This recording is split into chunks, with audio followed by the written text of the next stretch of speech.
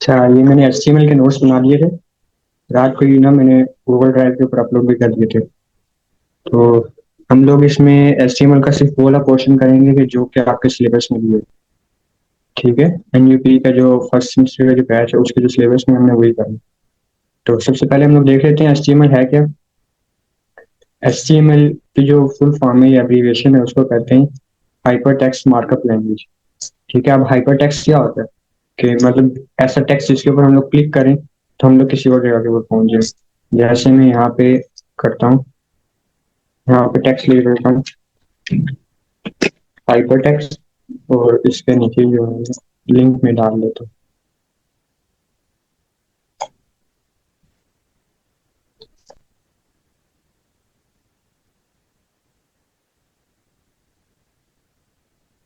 मैंने लिंक डाल दिया इसके अंदर। ठीक है। तो अब ये क्या बन गया, हाइपर टेक्स्ट बन गया। मतलब इसके ऊपर मैं क्लिक करूंगा तो कहीं और चला जाऊंगा। HTML को हाइपर टेक्स्ट इसी वजह से कहते हैं, हाइपर टेक्स्ट मार्कअप लैंग्वेज इसी वजह से कहते हैं क्योंकि इसमें हाइपर टेक्स्ट होता है। ठीक है। तो ये क्या है, HTML hyper text markup language है। Standard language use to create web pages. यानी ये जो वेब पेजेस होते हैं उनको बनाने के लिए ये एक स्टैंडर्ड लैंग्वेज है, मतलब ये इस्तेमाल होती है। HTML जो है ना वो स्ट्रक्चर बनाने के लिए इस्तेमाल होती है। यानी वेबसाइट के ऊपर जो है एलिमेंट्स कितने होंगे ये सारा डिसाइड करता है HTML। ठीक है। उसके बाद उन वेबसाइट में जो है नजर कैसे आना है वो डिसाइड करते हैं, CSS डिसाइड करती है। और उसके अलावा जो एलिमेंट्स हैं वो काम क्या करेंगे वो जावास्क्रिप्ट के जरिए हम लोग करते होते हैं। तो आपके कोर्स में सिर्फ HTML है। ठीक है। HTML जो है वो स्ट्रक्चर बनाती है। जैसे अगर ह्यूमन बॉडी है ना तो उसकी जो हड्डियां वगैरह जो होंगी ना वो उसका स्ट्रक्चर है। ठीक है। तो HTML जो है सिर्फ वो बनाती है। Is use HTML defines the structure in content of the web pages. एक तो वो स्ट्रक्चर बनाती है और दूसरा कंटेंट बनाती है, यानी उसके ऊपर कितने होंगे, कंटेंट क्या होगा, उसके ऊपर क्या क्या चीजें होंगी, वो सारा HTML बताती है बाय यूजिंग एलिमेंट्स और टैग्स। ये क्या होते हैं, अगर हम लोग ना ये जो हमारी एंगुलर ब्रैकेट्स हैं इनके बीच में जो भी चीज लिखते हैं ना वो होंगे टैग। ठीक है। फिर उसके बाद यहाँ पे क्या लिखा हुआ है, a basic HTML document consists of nested tab that defines head in body session structure formatting and link to resources such as images styles and scripts etc. Script से मुराद जावा स्क्रिप्ट ही है। ठीक है। तो अगर हम लोग इसके ऊपर जूम करें और इसका थोड़ा सा स्ट्रक्चर देखें तो देखें जैसे ये ह्यूमन बॉडी होता है ना, इसका बेसिकली ह्यूमन बॉडी के बेसिकली टू पार्ट्स होते हैं। एक होता है उसका हेड और बाकी जो होती है वो बॉडी होती है। ठीक है। हेड किस लिए होता है, रेकग्नाइज करने के लिए। इंसान की पहचान जो है वो उसकी शक्ल देख के होती है। ठीक है। वैसे शक्ल देख के नहीं होती है, और भी काफी सारी चीजें होती हैं, लेकिन बेसिकली जो पहला जो इम्प्रेशन होता है ना वो शक्ल देख के इंसान से लगाया जाता है। ठीक है। तो इसी तरह जो HTML है उसके भी दो पार्ट्स होते हैं। ठीक है। HTML की कोई भी डॉक्यूमेंट होगी वो इससे स्टार्ट होगी, HTML से स्टार्ट होगी, HTML से क्लोज होगी। स्टार्टिंग टैग और क्लोजिंग टैग क्या होता है, ये वाला जो होगा ना हमारा, ये स्टार्टिंग टैग है और ये जो है ये क्लोजिंग टैग है। दोनों में डिफरेंस क्या है, बस इसका। ठीक है। ये जो हम लोग स्लैश यूज करते थे तो ये क्लोजिंग टैग के लिए हम लोग रिप्रेजेंट करते हैं। HTML की जो डॉक्यूमेंट होगी वो HTML टैग स्टार्ट और HTML टैग क्लोज, यानी स्टार्टिंग में ये होगा और क्लोजिंग में ये होगा। उसके बाद क्या होगा कि एक होगा हेड टैग। ठीक है। एक हेड टैग होगा, एक बॉडी टैग होगा। जो हेड टैग होता है ना वो ब्राउजर को शिनाख्त कराने के लिए यूज होता है। यानी इस डॉक्यूमेंट में क्या है, ये चीज हमने जब ब्राउजर को बतानी है तो उसके लिए जो है हम लोग हेड टैग इस्तेमाल करते हैं। और अगर हमने कुछ डिस्प्ले कराना है, ठीक है, तो बॉडी से हम लोग को डिस्प्ले कराएंगे। जब हम लोग आगे जाएंगे तो फिर मैं आपको बताऊंगा कि हेड टैग जो है वो किस लिए होता है, कहाँ पे होता है, और जो बॉडी टैग है वो किधर होता है। ठीक है। तो ये आप देख लेंगे, मैं नोट्स आपको दे दूंगा, उधर कम्युनिटी में सेंड कर दूंगा। तो वैसे इनमें से आर्टिकल वगैरह ये सारा कुछ तो नहीं है। हेडर फुटर भी नहीं है, नैव बार भी नहीं है आपके कोर्स में, लेकिन ये सारी चीजें होती हैं। ठीक है, बेसिकली जो आपने देखना है ना, वो दो चीजें देखनी है। HTML स्टार्टिंग और क्लोजिंग हो रही है, और उसके अंदर जो स्ट्रक्चर है वो कैसा है। Head tag start, head tag close, body tag start, body tag close. ठीक है, ये हो। अच्छा, यहाँ पे उसने लिखा हुआ है, बल्कि मैंने ही लिखा हुआ है, HTML tag use to markup HTML elements. यानी ये जो HTML टैग होते हैं ना, ये मार्कअप एलिमेंट्स बनाने के लिए यूज होते हैं। एलिमेंट्स और टैग्स एक ही चीज है।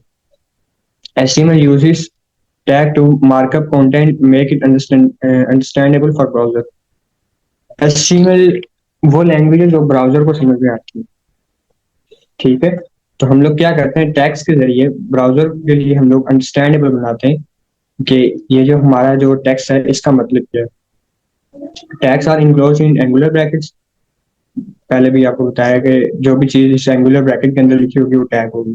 ठीक है, अब इसने बताया हुआ है कि ये ओपनिंग टैग है या स्टार्टिंग टैग है, और ये क्लोजिंग टैग है या एंडिंग टैग है।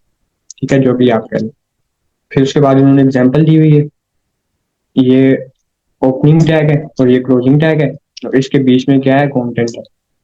ठीक है, समझने के ये इसको लिखने का तरीका है। फिर ऊपर बताया हुआ है हेड एंड बॉडी, ये मैं आपको ऊपर बता चुका हूँ कि हेड में क्या होता है। Head tag contents Meta information जो ब्राउजर के लिए यूज होती है। अबाउट द HTML डॉक्यूमेंट, किस चीज की इंफॉर्मेशन होती है, HTML डॉक्यूमेंट की होती है, यानी टाइटल क्या होगा। ठीक है, ये जिस तरह ये इसका टाइटल जो है ना, ये देखें, ये टाइटल जो था वो यहाँ पे लिखा हुआ आ रहा है। तो ये हम लोग टाइटल में लिखते होते हैं। और फिर CSS फाइल होती है। CSS stands for cascading style sheet.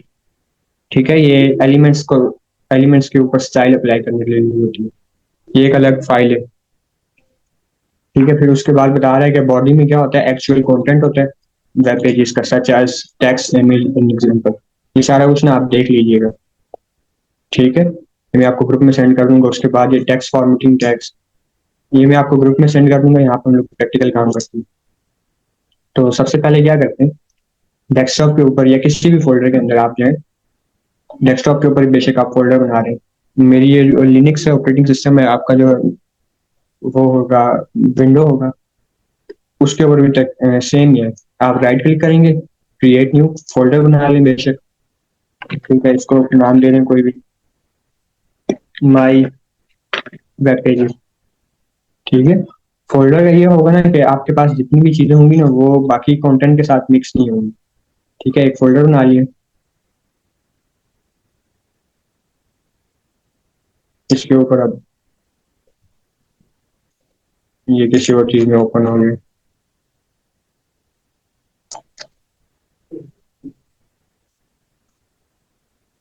ये यहाँ पे राइट क्लिक करके आपने क्या करना है, टेक्स्ट फाइल बनानी है। राइट क्लिक करके मेरा यहाँ पे HTML का डायरेक्ट काम है। टेक्स्ट फाइल बनानी है, उसको नाम दे दें इंडेक्स डॉट डॉट HTML। और ये जो TXT होगी ना, आप नाम कोई भी दे दें, इंडेक्स ना भी दें, कोई और नाम दे दें, कोई फर्क नहीं पड़ता। लेकिन ज्यादातर जो फर्स्ट पेज होता है ना, उसका नाम ये इंडेक्स डॉट HTML के रखते हैं। ये भी ऑप्शनल होता है, आप रखें या ना रखें, आपकी अपनी मर्जी। ये हो गया इंडेक्स डॉट HTML, को ओके कर दें। ये देखें, ये जो आपका डिफॉल्ट ब्राउजर होगा ना, उसका यहाँ पे आइकन आ जाएगा। जब आपने इसको, इसमें अगर आपने कोड लिखना है तब आप ओपन विद में जाके, यहाँ पे मेरे पास माउस पैड है, आपके पास नोट पैड होगा दोनों में, आपको लिखेंगे।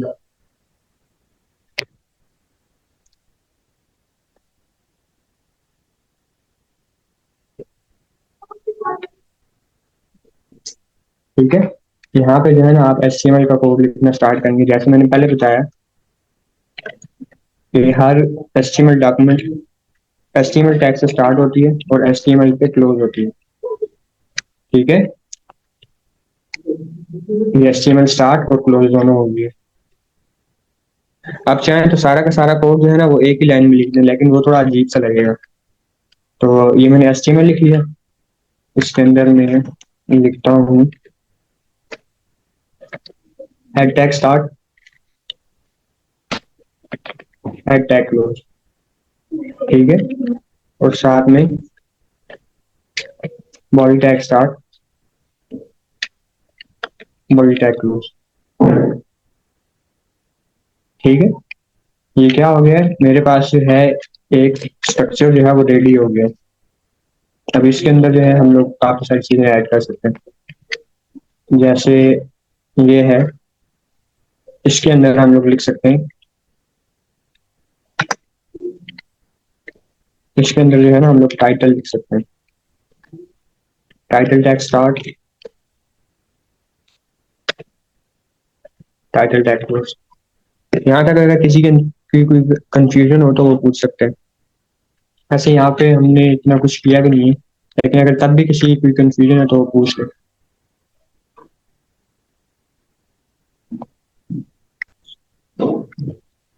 लगता है सबको क्लियर है। टाइटल के अंदर हम लोग जो भी लिखते होते हैं, दिस इज टाइटल। ये करने के बाद मैंने इसको कंट्रोल एस से सेव कर लिया, कंट्रोल एस प्रेस किया और इसको मैंने ओपन किया। ठीक है, तो देख रहे हैं हमने बॉडी में कुछ नहीं था लिखा, यहाँ पे कुछ भी नहीं आ रहा।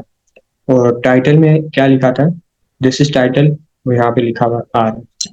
अब मैं इसको इधर करता हूँ या इस साइड के ऊपर।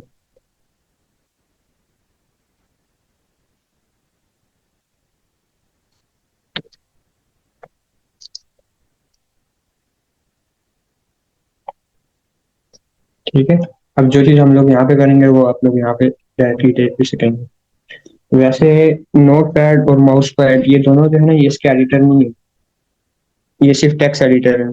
हम लोग टेक्स्ट एडिटर के जरिए जो है ना हम लोग ये प्रोग्राम लिख रहे हैं। इसका जो ओरिजिनल एडिटर है वो होता है VS कोड होता है, या कोई और हो सकता है, ये विजुअल स्टूडियो कोड। ये इसका जो होता है ना एडिटर होता है, विजुअल स्टूडियो कोड ये कोड एडिटर है, और ये जो है ये टेक्स्ट एडिटर है। बॉडी में हम लोग लिखते हैं दिस इज बॉडी। ठीक है, यहाँ पे देख लें, अभी बॉडी में कुछ शो नहीं है, हमने बॉडी में बस ये लिखा है। यहाँ पे इसको सेव किया, इसको जो है हमने रिफ्रेश किया, तो ये लिखा हुआ आ गया दिस इज बॉडी। ठीक है, अब हमने करना क्या है, जो आपकी आउटलाइंस है ना उनको हमने फॉलो करना है। तो वो आपकी आउटलाइंस में यहाँ पे खोल लेता हूँ।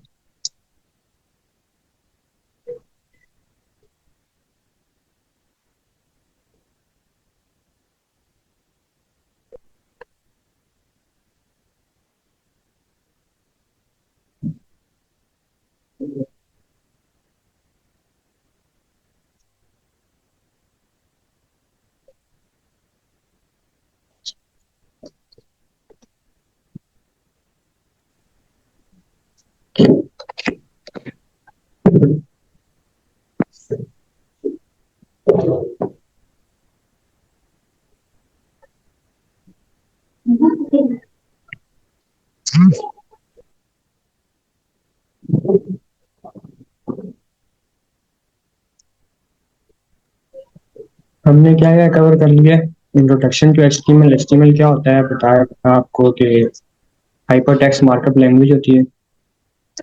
यूज की टैग्स क्या होते हैं ये सारा कुछ बता दिया। Use to markup HTML elements. Head tag क्या होता है, बॉडी टैग क्या होता है, ये आपको बता चुका हूँ। उसके बाद ये बेसिक फॉर्मेटिंग है। ठीक है, बेसिक टेक्स्ट फॉर्मेटिंग, इसमें टाइटल आ गया, ये सारा कुछ ये हम देख लें। ठीक है, तो स्टार्ट करते हैं सबसे पहले हेडिंग से।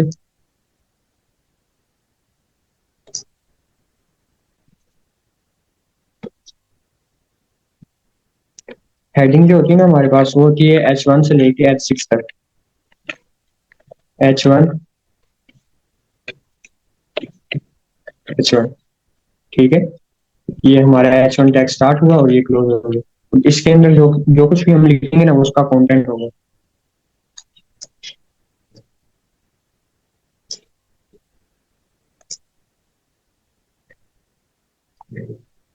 ठीक है, इसमें लिखते हैं आप दिस इज हेडिंग, ये आगे लिखा हुआ दिस इज हेडिंग। ठीक है, अब H1 से लेके H6 तक होती है, हम लोग 6 के 6 लिख लेते हैं यहाँ पे।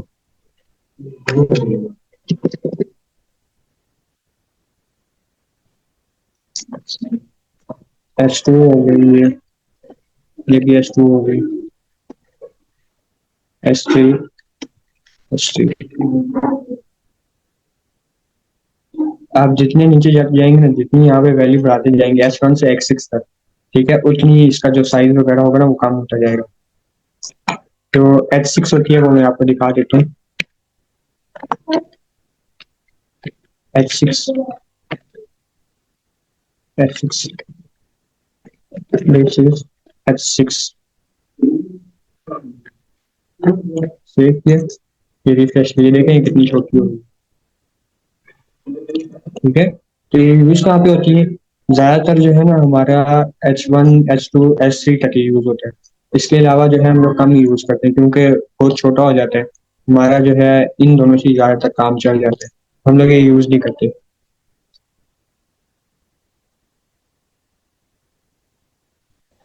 अगर आप डायरेक्टली H6 लिखते हैं तो कोई फर्क नहीं पड़ता, आप बेशक हटा दें इसको। ठीक है, इसको मैं कट कर ले रहा हूँ, ये बस, कोई फर्क नहीं पड़ता, आप जो सी मर्जी इस्तेमाल करें। जरूरी नहीं है कि आप सारी की सारी इस्तेमाल करें। आप उस वक्त जोन से आपको लगता है ना कि ये हमने हमें ये इस्तेमाल करनी चाहिए, आप वो इस्तेमाल करें। ठीक है, आप टेक्स्ट के हिसाब से देखें ना कोई भी, जैसे ये जो है हमारे पास, इसमें देखें, ये एक हेडिंग है। ठीक है, ये हेडिंग है, यहाँ पे देखें हेडिंग 3 ये लिखा हुआ भी आ रहा है, हेडिंग 4। ठीक है, आप इसको बड़ा कर लें, हेडिंग 1 ये बड़ा होगा। ठीक है, ये देख लें आप, एक ये हेडिंग है और एक ये हेडिंग है। आप जब एक जो मेन हेडिंग होगी ना उसके लिए आप एच जो है वो बड़ा वाला इस्तेमाल करें, जैसे ये H1 इस्तेमाल कर लें या H2 इस्तेमाल कर लें। और जो सब हेडिंग होगी उसके लिए आप एक छोटा वाला इस्तेमाल कर लें, जैसे अगर आपने ऊपर H1 इस्तेमाल किया तो नीचे H2 कर लें, और अगर आपने इधर H2 किया तो इधर H3 कर लें। ये फॉर्मेटिंग के लिए इस्तेमाल होती है, जरूरी नहीं है आप बेशक हेडिंग ना भी दें। ठीक है, कोई फर्क नहीं पड़ता, लेकिन हेडिंग देने से क्या होता है कि एक तो रीडेबिलिटी जो होती है ना वो बढ़ती होती है। इस वजह से जो है ना H1 से लेकर H6 तक नॉन टैक्स बनाएंगे। ठीक है, और कोई क्वेश्चन?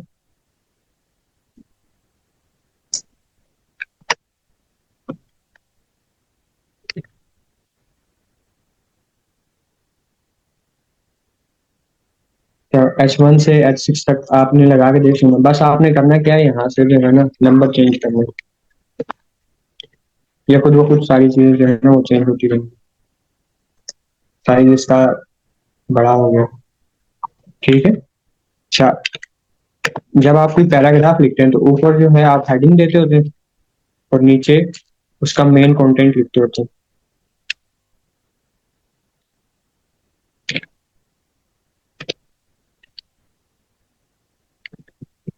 दिस इज हेडिंग में डाल देते हैं उसको, और यहाँ पे लिख देता हूँ दिस इज पैराग्राफ। इसी को मैं कॉपी करके ना पेस्ट कर देता हूँ।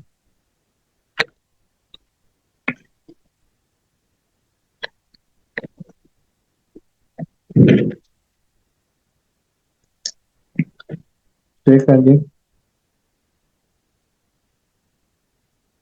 This is paragraph, this is paragraph. एक मिनट में थोड़ा पढ़ा करके देखूँ उसमें हुआ क्या।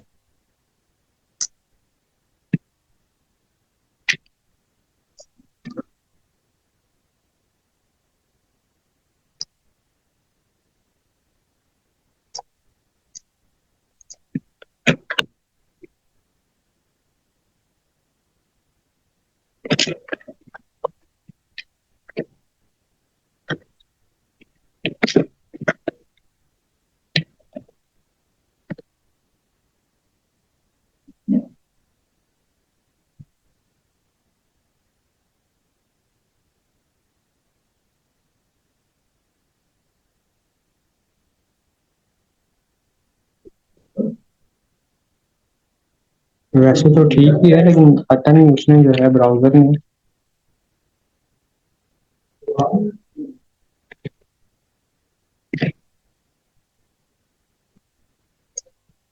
ब्राउजर ने पता नहीं इसी की हेडिंग बना दी है। शायद मेरा जो डिफॉल्ट टेक्स्ट है ना वो चेंज हुआ होगा, उसकी वजह से इसने की है। अच्छा, H1 H1।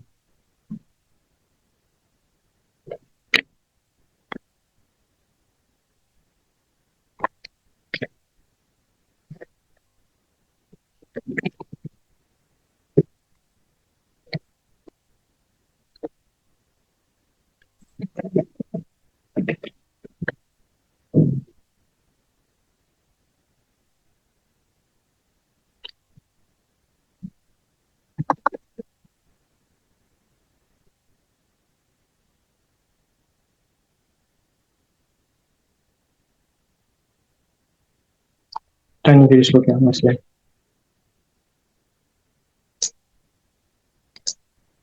वैसे जब आप अपने उसमें ट्राई करेंगे ना, तो जो आपने पी में लिखा होगा ना, उसका टेक्स्ट साइज जो है वो छोटा होगा और वो बोल्ड भी नहीं होगा। ये जो है ना, ये बोल्ड है, ठीक है, ये बोल्ड नहीं होगा। अगर हमने नॉर्मल टेक्स्ट को अगर बोल्ड बनाना हो ना, तो उसके लिए जो है हम लोग लिखते होते हैं यहाँ पे जो है बी लिखते होते हैं। जिस चीज को बोल्ड करना हो ना, तो उसके गिर्द आप इस तरह करके बी लिखते हैं,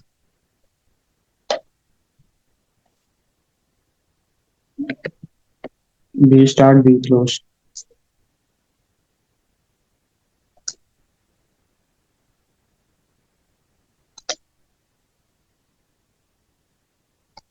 तो वो चीज जो है वो बोल्ड हो जाती है। मैं इसकी थोड़ी सी सेटिंग देख लेता हूँ, शायद सेटिंग में कोई मसला है, इस वजह से आ रहा है इसमें।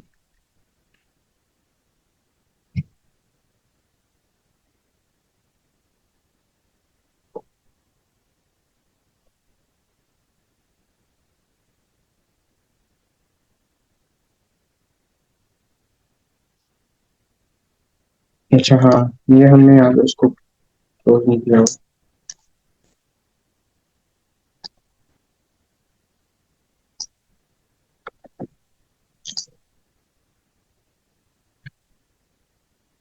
तब भी नहीं, ये सेटिंग में मसला है। ये सेटिंग इसमें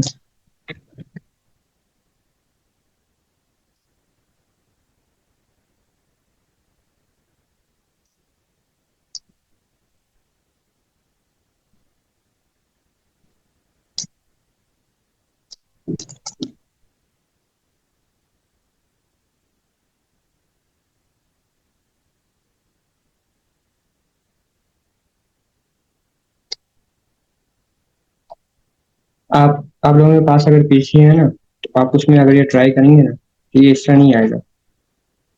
ये वाला जो होगा ना H1, ये हेडिंग लिखी हुई आएगी, और ये जो है वो अलग से लिखा हुआ आएगा, मतलब इसका जो है ना फॉन्ट वो अलग होगा। अच्छा, ये मसला है। ये अब ये ठीक है।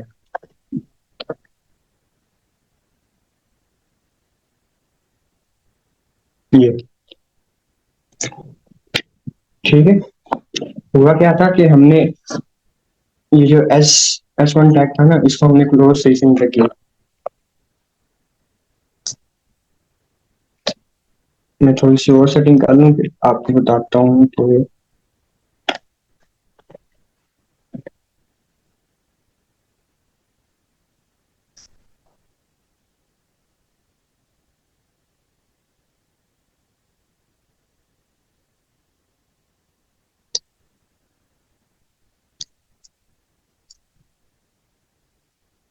ठीक है, जो विजुअल स्टूडियो कोड है ना, उसका क्या फायदा होता है आपको, कि वो आपको गाइड करता रहता है।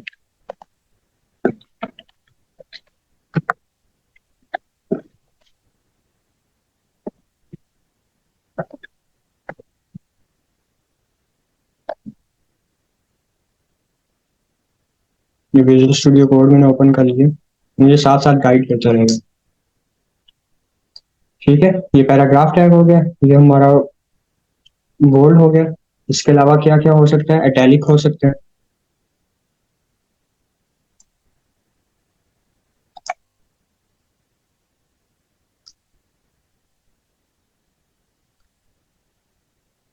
यहाँ पे हम लोग अगर लिख दें आई,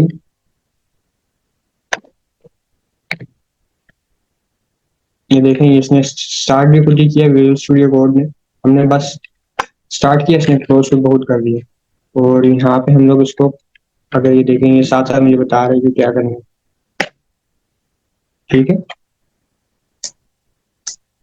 ये जो जगह थी वो क्या हो गया, टैली हो गई है।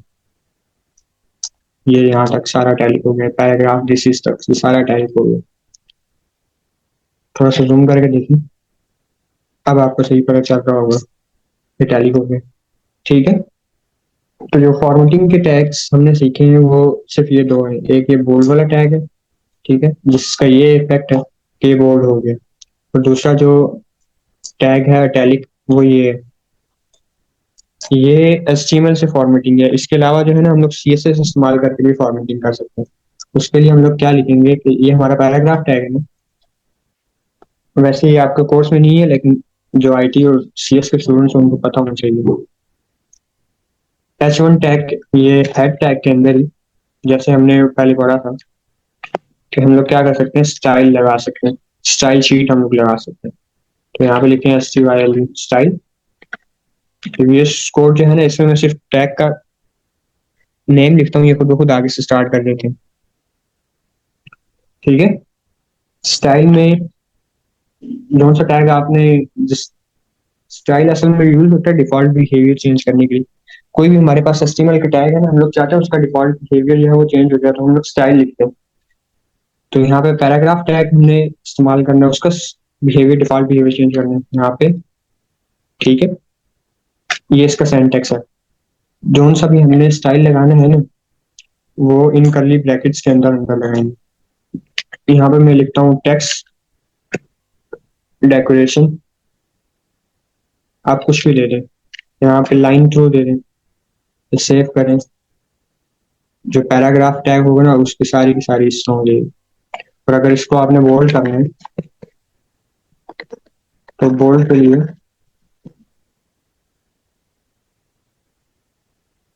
फॉन्ट वेट होता है, सारा का सारा बोल्ड हो जाएगा। ठीक है, और ज्यादा करना है बोल्डर लिख दें, यहाँ पे सेव करें, यहाँ पे रिफ्रेश, ये और बोल्ड होगी। ठीक है, आप इसको ना डायरेक्टली इसके अंदर भी कर सकते हैं, यहाँ पे जाके स्टाइल लिखें और फिर इसका जो है फॉन्ट वेट बोल्ड करना है, बोल्डर करना है, लाइटर करना है, जो सा भी आपने करना है वो आप कर सकते हैं। ठीक है, तो जब आपने स्टाइल जो है ना इधर इसके साथ लिखा होगा पैरा ये जो टैग नेम है इसके साथ आपने एक स्पेस लेनी है, और उसके बाद जो है ना आप एट्रीब्यूट, टैग नेम के साथ हम लोग स्पेस लेके जो कुछ भी लिखते होते हैं ना वो होता है उसका एट्रीब्यूट।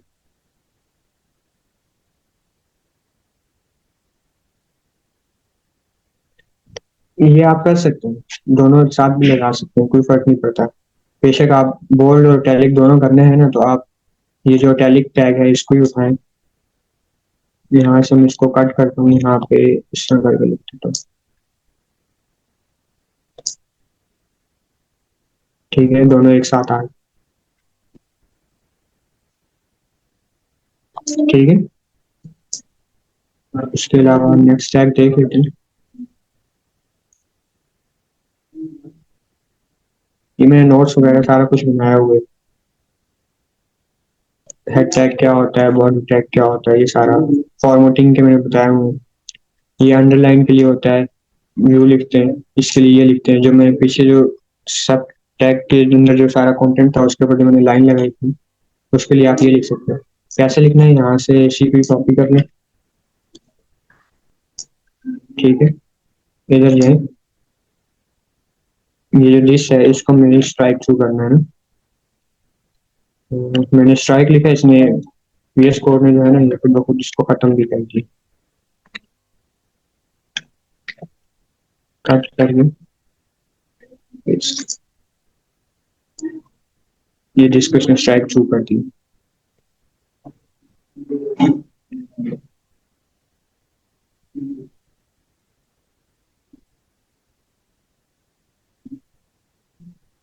आपने जो कहना है ना, माइक ओपन कर ले, माइक ओपन करके कहें। इस समय मैं इधर पढ़ा रहा हूँ, तो आपके मैसेजेस भी देख कर मुझे उलझन हो रही है इससे। आप एक टैग के अंदर चाहे जितने मर्जी टैग लिखने, इससे कोई फर्क नहीं पड़ता। और अगर आपने किसी चीज को ऊपर लेके जाना है, जिससे पावर वगैरह होती है किसी चीज की, मैथ में जिसमें पावर होती है, आप उसके गेट जो है ना, बस ये लगा दो।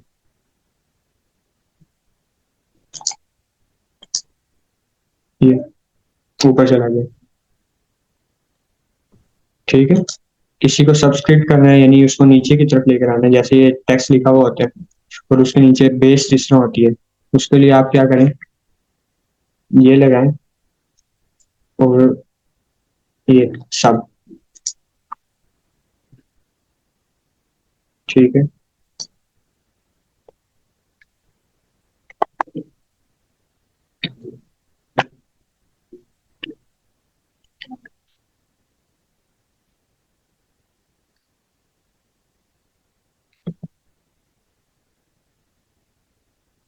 ये नीचे आ गया।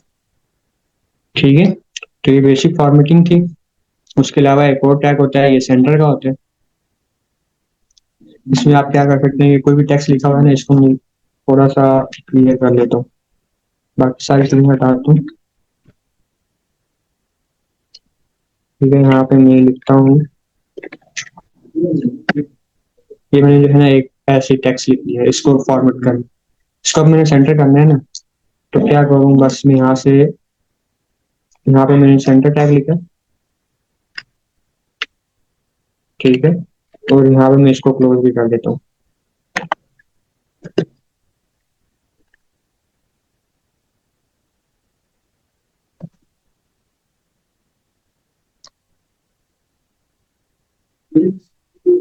क्या किया देखिए, कि जो उसके अंदर था ना, उस सब को इसने सेंट्रलाइज कर दिया। जिसने टेक्स्ट अलाइनमेंट नहीं करते होते एमएस वर्ड में सेंटर, उसने उसने इस सब को सेंट्रलाइज कर दिया।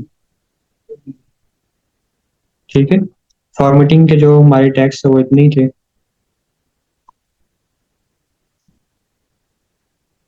फिर उसके अलावा ये फोन टैग है, ये HTML5 जो लेटेस्ट वर्जन ऑफ HTML था ना, उसमें डेप्रिशिएटेड हो गया, इसको पढ़ने की जरूरत नहीं है। ठीक है। फिर उसके बाद आगे ये लिस्ट आ गई। इनको जो है ना हम लोग 5 मिनट की ब्रेक दे देते हैं, क्योंकि इस मीटिंग जो है वो स्टॉप होने वाली है। 5 मिनट की ब्रेक के बाद हम लोग इसको दोबारा से क्लास में आएंगे, और ये लिस्ट वगैरह सारा कुछ पढ़ेंगे, एमएच के पीछे जो लिंक्स वगैरह लगाने हैं सारा कुछ पढ़ेंगे।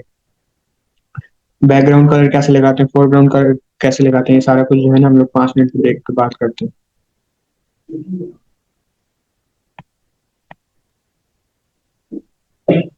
हाँ, ब्रेक टैग रह गया, वो भी मैं आपको बता देता हूँ। आसान है ये। बस आपने,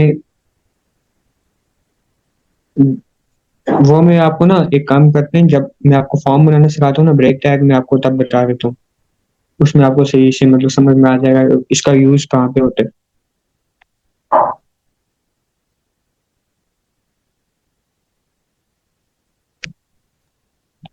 बीआर टैग है क्या, चलो मैं आपको बता देता हूँ बीआर टैग क्या होता है। बीआर टैग ना असल में लाइन को ब्रेक करने के लिए होता है, यानी एक लाइन से आपने दूसरी लाइन में जाना है ना, तो वो उसके इस्तेमाल होता है। और एक और टैग भी होता है स्पेस के लिए, वो चले वो भी मैं ऐड करके ना भेज दूंगी। तो ये दोनों जो टैग है ना, जो लेटेस्ट वर्जन चल रहा है ना HTML का, वो HTML5 है। इनमें अब ये दोनों डेप्रिशिएटेड है, मतलब ये अब नहीं चलते होंगे। ठीक है, मतलब ये इस्तेमाल नहीं करने चाहिए ये।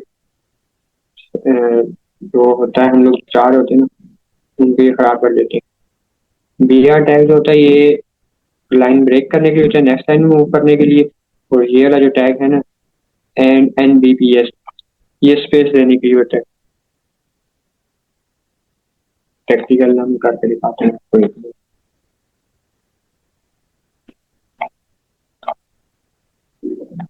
यहाँ पे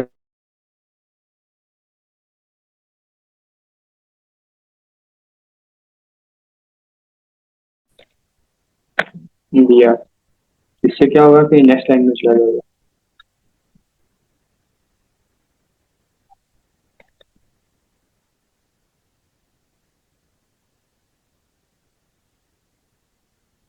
वहां से सेव करेंगे, यहाँ से रिफ्रेश करेंगे।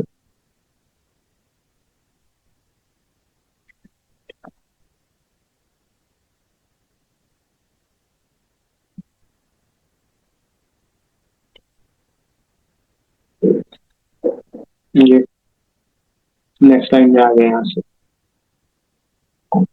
ठीक है, उसके अलावा एक और टैग था स्पेस देने के लिए। जो ये आपका जो टैग इसमें ना आप, फॉर एग्जांपल यहाँ पे एक टैग लगाया हुआ था पी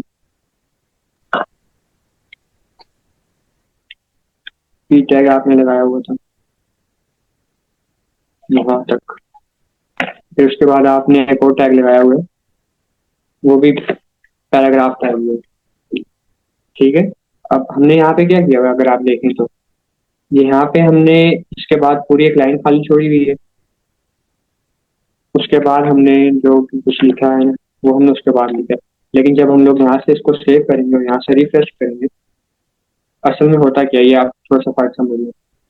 ये जो पी टैग है ना, कुछ टैग ऐसे होते हैं कि जो फुल ब्लॉक को कंज्यूम करते हैं, और कुछ टैग ऐसे होते हैं कि जो उसी से आगे शुरू कर देते हैं। ठीक है, ये जो पी टैग है ना, ये फुल ब्लॉक को कंज्यूम करता है। अगर हमने चेक करना हो कि कौन सा टैग कर रहा है और कौन सा नहीं कर रहा, तो आप राइट क्लिक करके इंस्पेक्ट के ऊपर जाएं, और यहाँ पे आपने जो जो से टैग इस्तेमाल किए होंगे ना, वो सारा का सारा आपको यहाँ पे सामने आ जाएगा। ठीक है, तो ये देखें, ये पूरी ब्लॉक को जो है ना ये कंज्यूम कर रहे हैं। ठीक है, एक ब्लॉक टैग होता है और दूसरा होता है इनलाइन टैग। जो इनलाइन टैग होता है ना, उसमें अगर आपने नहीं लगाया हुआ, डी आर नहीं लगाया हुआ, तो क्या होगा कि ये जहाँ पे हमने फॉर एग्जाम्पल अगर हमने यहाँ पे खत्म किया था ना, यहीं से आगे वो स्टार्ट कर देगा। अगर हमने यहाँ पे खत्म किया था तो यहीं से आगे स्टार्ट कर देंगे। ठीक है, ये इसके बाद यहीं से आगे ना ये लोअरिंग डिक्शन दोबारा यहीं से आगे स्टार्ट कर देगा। लोअरिंग डिक्शन जो है ना, ये एक टेक्स्ट होता है जो हम लोग ऐसे इस्तेमाल करते होते हैं, डमी टेक्स्ट आप समझ लीजिए, वो होता है। उसके लिए हम लोग क्या करते होते हैं, हम लोग नहीं चाहते कि यहीं से आगे स्टार्ट करे। उसके लिए जो है हम ये बी आर टैग लगाते हैं। तो कहीं पे स्पेस देनी हो, यहाँ पे फॉर एग्जाम्पल मैंने स्पेस देनी है, तो यहाँ पे ये देखें मैंने कितनी स्पेसेस दी हैं। यहाँ पे कितनी शो हो रही है, यहाँ पे मैंने कितनी ज़्यादा दी हुई है। यहाँ से अगर आप देखें इसको, यहाँ पे मैंने कितनी ज़्यादा स्पेसेस दी हुई हैं, और यहाँ पे कितनी शो हो रही है, एक ही स्पेस शो हो रही है। ठीक है, उसके लिए हम लोग क्या लिखते होते हैं, उसके लिए हम लिखते हैं N N B S T.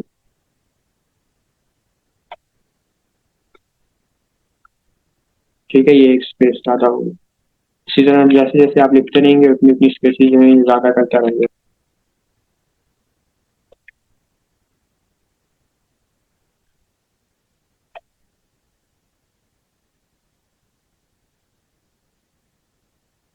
ठीक है, ये दोनों टैग कम ही इस्तेमाल होते हैं।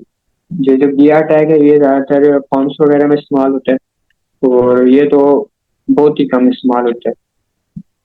इसके हम लोग यूज इतना नहीं करते इसको, इस वजह से ये इम्पोर्टेंट नहीं है। जो आप लोगों की आउटलाइन है,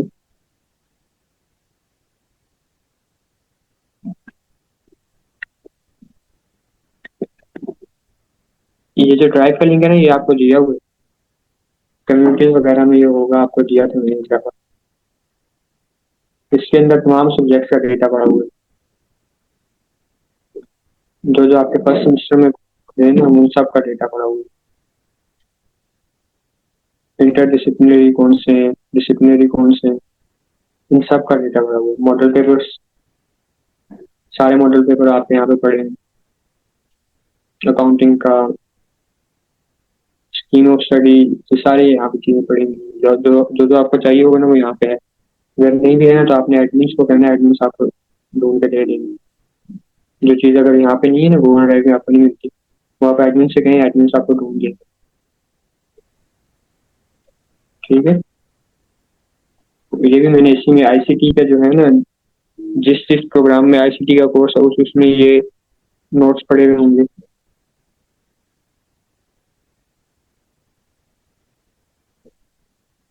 क्या हमने फॉर्मेटिंग को कवर कर लिया? देख लेते हैं आउटलाइंस के हिसाब से कुछ सेटिंग की नहीं।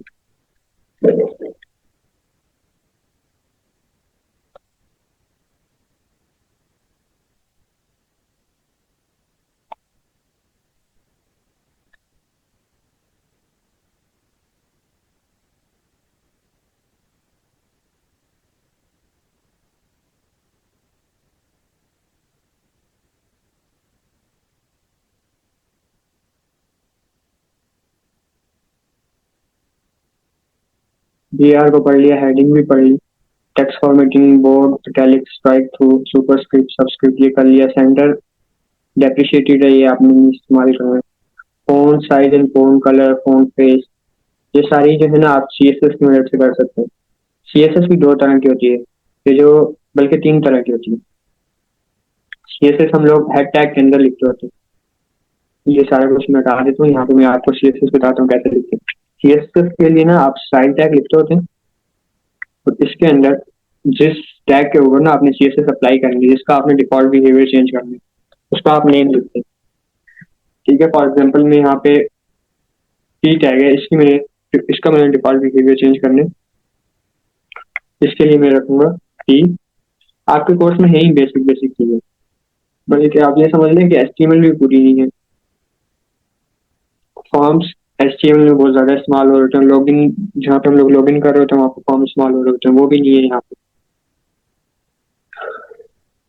तो टेक्स्ट अलाइन सेंटर, ठीक है, आपने कोई कलर चेंज करना है, ठीक है, तो आप लिखेंगे फोन, ठीक है, एक size, weight, family. Phone family से क्या होगा कि ये जो टेक्स्ट का जो स्टाइल होता है ना, मतलब टेक्स्ट किस अंदाज से लिखा हुआ है, वो सारा चेंज हो सकता है। और अगर आपने फोन का कलर चेंज करना है ना, तो सिर्फ आप लिखेंगे कलर, ठीक है। फॉर एग्जाम्पल मैंने रखना था ये, अब क्या होगा, ये जो सारा टेक्स्ट होगा ना जो पैराग्राफ टैग के अंदर है, दोनों पैराग्राफ टैग के अंदर, उस सब का कलर ये हो जाएगा, ये एक्वा कलर जो है ये हो जाएगा, ये, ठीक है। बैकग्राउंड की वजह से नजर नहीं आ रहा, आप बैकग्राउंड कलर भी चेंज कर सकते हैं। बैकग्राउंड कलर ब्लैक रख दिया, ठीक है। अब होगा क्या, जहां जहां पे ये पी टैग, जोन जोन सी जगह पी टैग ने कंज्यूम की हुई है ना, उसका बैकग्राउंड कलर ब्लैक हो जाएगा, बाकी जो है स्क्रीन उसका कलर अलग वही रहेगा। यहाँ पे मैंने इसको सेव किया, यहाँ पे मैंने इसको रिफ्रेश किया, देखें। जैसे आपको पहले बताया था ना कि जो पैराग्राफ टैग है, ये एक ब्लॉक टैग है, मतलब ये एक ब्लॉक को कंज्यूम करते हैं, ठीक है। कुछ टैग्स होते हैं वो इनलाइन होते हैं, वो लाइन को ना कवर करते हैं। तो ये देखें इसने क्या किया हुआ है कि एक ब्लैक ब्लैक ब्लैक आपको नजर आ रहा है ना, इसने वो पूरा जो ब्लैक सा था ना बॉक्स, उसका बैकग्राउंड कलर इसने ब्लैक कर दिया, ठीक है। जो पूरा बॉक्स इसने कंज्यूम करना है उसका कलर इसने ब्लैक कर दिया। अगर आपने ये जो स्टाइल है ना किसी एक टैग के ऊपर अप्लाई करने, ठीक है, आप यहाँ पे स्टाइल लिखें, और उसके ऊपर जो है ना आप ये लिख सकते हैं, फॉर एग्जांपल मैंने चेंज करना है, फॉन्ट साइज मैंने चेंज करना है लार्ज, ठीक है। तो क्या ये इसका जो साइज था वो बड़ा हो। आप जो है ना इसके अलावा ये भी कर सकते हैं कि यहाँ पे पिक्सल्स में या सेंटीमीटर में या कोई एक आप सॉलिड वैल्यू दे सकते हैं, जैसे मैं लिख देता हूँ यहाँ पे 30 पिक्सल। पिक्सल तो आपको पता ही है क्या होता है, dot on the screen is called pixel, ठीक है। तो ये बड़ा हो गया, ठीक है। तो इस तरीके से जो है आप फोन का जो है कलर भी चेंज कर सकते हैं, ये कलर लगा के, और फोन का साइज चेंज कर सकते हैं। और बैकग्राउंड कलर आपने चेंज करना है तो आप बैकग्राउंड कलर लिखेंगे। अच्छा, ये पैराग्राफ का बैकग्राउंड कलर चेंज करता है, अगर हमने बॉडी का करना हो तो कैसे करेंगे? सिंपल, यहाँ पे बॉडी का कलर चेंज करना है ना, बॉडी का डिफॉल्ट भी हम चेंज करने लगे, तो बॉडी में हम लोग स्टाइल लिखेंगे, तो बैकग्राउंड कलर हम लोग फॉर एग्जाम्पल क्या देते हैं, ब्लू क्या देते हैं, ठीक है। तो ये सारा का सारा जो है बॉडी का कलर चेंज हो, ठीक है। यहाँ तक किसी का क्वेश्चन? ये मैंने ना विजुअल स्टूडियो कोड ओपन किया हुआ है। इसमें आपको एक फायदा क्या होता है, ये जो कलर है ना, ये आप सिलेक्ट भी कर सकते हैं। ये देखिए, इसके ऊपर मैं लेकर आया जो कलर से बना हुआ है, इसके ऊपर मैं लाया, इसमें पूरा जो है ना मेरे सामने ये RGB सिलेक्टर खोल दिया। इसमें से आप कोई भी कलर, यहाँ से कलर कॉम्बिनेशन के जरिए आप बना भी सकते हैं। ये यहाँ से आप उसको कर लो, ठीक है। फिर उसके बाद ये होता है, इसको यूज करके जो है ना आप डिफरेंट कलर्स बना सकते हैं, ठीक है। ये जिस तरह आप कलर का डायरेक्टली नेम लिख सकते हैं, उसी तरह कलर का जो RGB वैल्यू आप वो भी दे सकते हैं। फिर इसके अलावा एक RGBA वैल्यू होती है। RGB क्या होता है? R stands for red, green stands for, और G stands for green, in B stands for blue।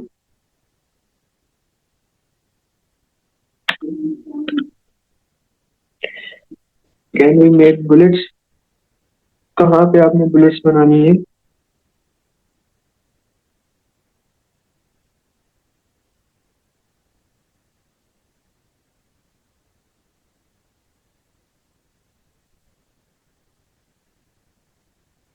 ठीक है, जब आप कोई ऑफिशियल बना रहे होंगे ना, तो आप यहाँ पे सर्च कर लें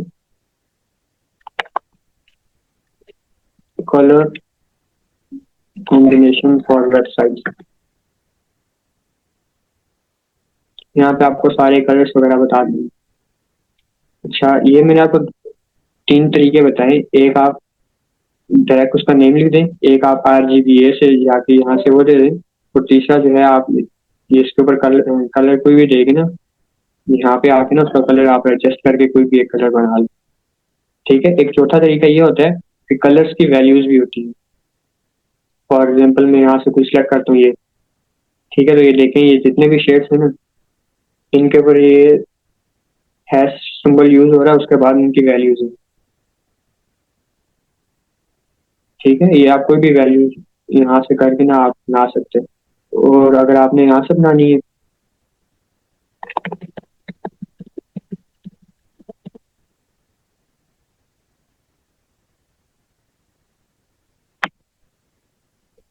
ठीक है, तो ये देखें यहाँ से वैल्यू बन गई।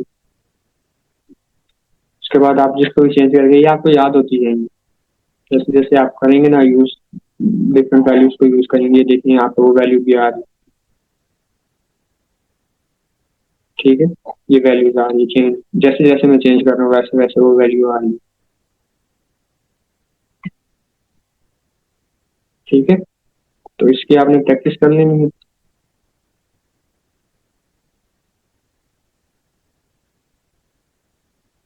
अब हम लोग चलते हैं लिस्ट की तरफ।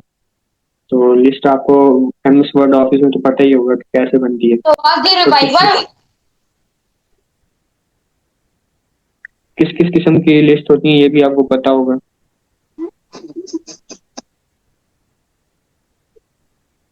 माइक तब आप सिर्फ आप उस वक्त ओपन करेंगे जब आपने बात करनी है, वैसे माइक को क्लोज ही रखें। अच्छा, लिस्ट होती है दो टाइप्स की, बल्कि तीन होती है इसमें। HTML में तीन होती है, लेकिन इस्तेमाल ज्यादातर दो ही होती है। एक ये देख लें, जैसे ये नंबर लिखा हुआ है ना, ठीक है, नंबर लिखा और आगे जो है वो लिस्ट लिखी है, और एक ये वाली होती है, ठीक है। तो इस टाइप की लिस्ट होती है ना, हम लोग कहते हैं उसको ऑर्डर लिस्ट, क्योंकि उसमें एक ऑर्डर फॉलो किया जा रहा होता है। और जो इस तरह की होती है, ठीक है, जिसमें बुलेट लगी होती है या कोई और चीज लगी हुई होती है, जिसमें ये होगा, ठीक है, ये हो गया, ये होती है अनऑर्डर्ड लिस्ट। इसको हम लोग सिलेक्ट करके जो है हम लोग चेंज करते हैं। ये नहीं हो रहा।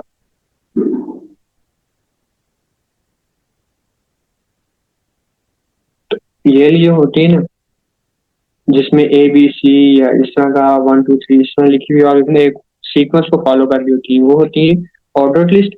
और जो दूसरी होती है, जिस तरह की ये है, जिसमें सीक्वेंस फॉलो नहीं हो रही होती, बल्कि एक ही चीज जो है बार बार रिपीट हो रही होती है, वो होती है अनऑर्डर्ड लिस्ट, ठीक है। जो अनऑर्डर्ड लिस्ट होती है ना, हम लोग उसको रिप्रेजेंट करते हैं UL से, और जो ऑर्डर्ड लिस्ट होती है जिसमें नंबरिंग वगैरह होती है, ABC होती है, उनको हम लोग करते हैं OL से, ठीक है। OL stands for ordered list and UL stand for unordered list. और उसके बाद ये हमारा जो है ये ऑर्डर ये अनऑर्डर जो भी है, उसके बाद ये जो है ना हमारा ये लिस्ट का आइटम है, इसको हम लोग किससे करते हैं, एल आई से, लिस्ट आइटम। मैं यहाँ पे ना आपको बना के दिखाता हूँ, इसको मैं रिमूव करता हूँ। यहाँ पे मैं लिख देता हूँ यू एल। अब देखें ये लिस्ट बन गई है हमारी, लेकिन मैं इसके अंदर कुछ लिखता हूँ रैंडम सा। तो हमारे सामने ये देखें यहाँ पे ना डॉट बना हुआ आ रहा है ना कुछ और बना हुआ आ रहा है। लेकिन अगर मैं यहीं पे ना अगर लिखता हूँ list item, list is item one,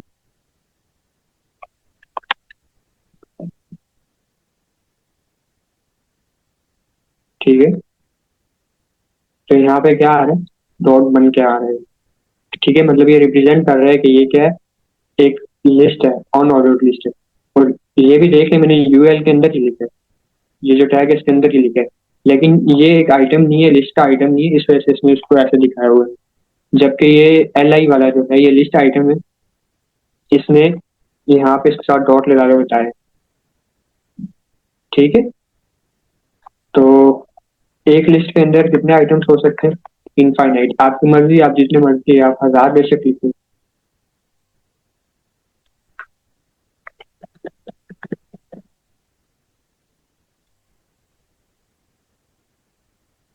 ठीक है, जितने मर्जी आप आइटम बना लें। अब हमने इसको ना अगर ऑर्डर लिस्ट में कन्वर्ट करना है तो क्या करेंगे, यहाँ पे यूएल की जगह जो है हम लोग ओ एल कर देंगे।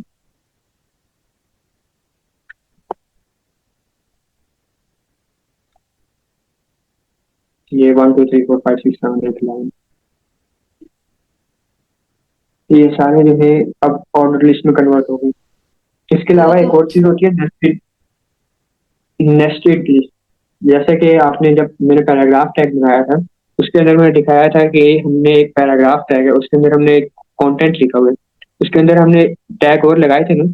इसी तरह हम लोग किसी भी टैग के अंदर एक से ज्यादा टैग लगा सकते हैं।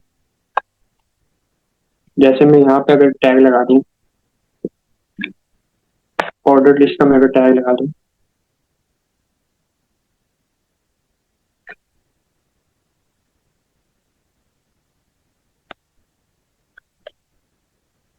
ठीक है, और यहाँ पे मैं लिस्ट आइटम दे देता हूँ।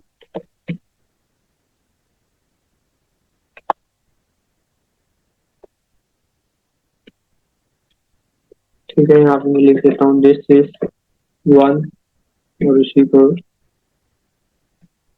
कॉपी करके पेस्ट,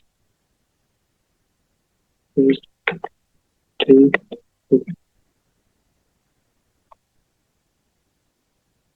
तो ये क्या बन गया, एक नेस्टेड लिस्ट, नेस्टेड लिस्ट बन गई। ये भी आपका क्वेश्चन था। ठीक है, ये ऑर्डर्ड लिस्ट होगी, अनऑर्डर्ड लिस्ट होगी। कुछ समझ भी आ रहा है या ऐसे ही बस टाइम।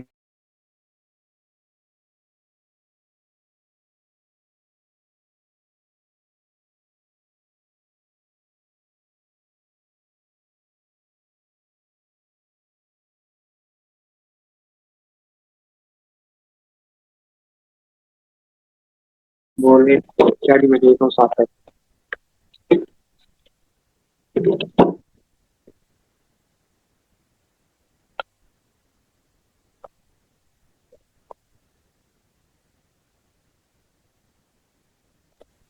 भाई नहीं समझ आ रही। क्या नहीं समझ में आ रहा, ये फॉन्ट इसमें वाला क्या कुछ समझ नहीं आया। फोन वाला समझ में नहीं आया, चलो मैं बता देता हूँ। जी। फोन अगर आपने चेंज करना है ना किसी का, तो फॉन्ट क्या होता है, हम लोग एक टैग है उसका डिफॉल्ट बिहेवियर, उसका जो डिफॉल्ट फॉन्ट है वो हमने चेंज करना है। तो उसके लिए हम लोग क्या करेंगे, हम लोग स्टाइल लगाएंगे। ठीक है, मैं इसको यहाँ से ऐसे करके ये फिर पैराग्राफ टैग लगा देंगे। ठीक है, और ये मैंने टेक्स्ट लिख दिया इसमें। इसका मैंने अगर फॉन्ट चेंज करना है ना, तो क्या करूँगा, यहाँ पे मैं स्टाइल में जाके पैराग्राफ के साथ में ये नेम है, ठीक है पैराग्राफ का, कोई भी टैग उसका नेम होता है, उसके साथ अगर हमने वो करना हो ना,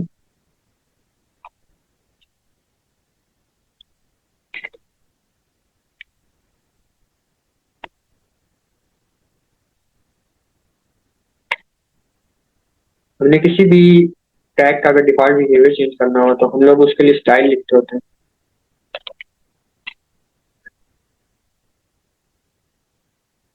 ठीक है, इसका डिफॉल्ट बिहेवियर आप लोगों को पता होगा कि क्या होता है। ब्लैक जो है इसका वो होता है, कलर होता है। और इसके अलावा जो है ये बोल्ड भी नहीं होता, इटैलिक भी नहीं होता, कुछ भी नहीं होता। ठीक है, जैसे एक रैंडम सा टेक्स्ट होता है। इसका हमने डिफॉल्ट बिहेवियर चेंज करना है तो हम लोग स्टाइल लिखेंगे। ठीक है, स्टाइल के अंदर जाके ना हम लोग फॉन्ट डैश WIEST वेट। ठीक है, फॉन्ट वेट अगर आप VS कोड इस्तेमाल कर रहे हैं ना, विजुअल स्टूडियो को, गूगल से आप उसको डायरेक्टली डाउनलोड भी कर सकते हैं, कोई इतनी बड़ी साइंस नहीं है। गूगल के ऊपर आप जाके लिखें VS कोड डाउनलोड, इसकी ऑफिशियल वेबसाइट है, यहाँ से डाउनलोड भी हो जाएगी। ठीक है, फॉन्ट वेट, अब फॉन्ट वेट क्या करता है, जैसे कि इंसान का वेट होता है, इसी तरह फॉन्ट वेट भी होता है। ठीक है, फॉन्ट वेट असल में बताता होता है कि टेक्स्ट जो है वो कितना मोटा होगा, कितना जो है ना वो बोल्ड होगा, कितना लाइट होगा, ये सारा कुछ ये फॉन्ट वेट बताता है। अगर मैं यहाँ पे, अगर मैं चाहता हूँ ना कि एक रैंडम सी वैल्यू हो,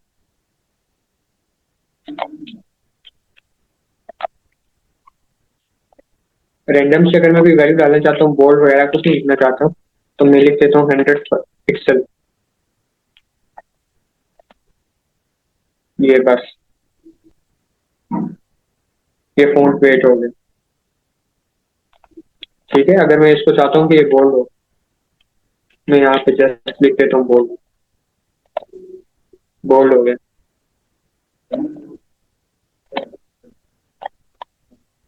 ठीक है, अब समझ में आया?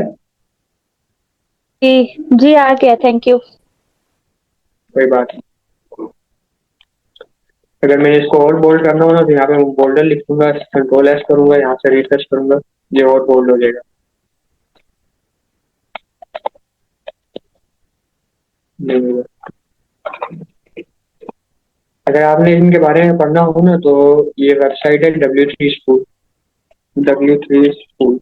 अच्छा, आजान हो गए, थोड़ी देर खामोश हो जाते हैं।